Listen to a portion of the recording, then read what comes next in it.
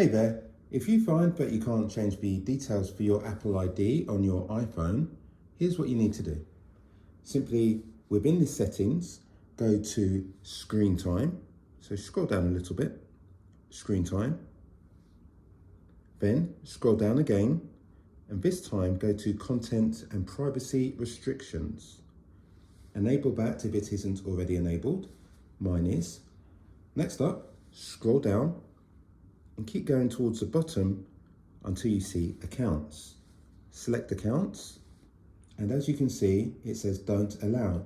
Let me tell you what that means. Disallowing changes prevents adding, removing, or modifying accounts in passwords and accounts. So we want to make amendments, so let's go to allow. Now we'll go back again,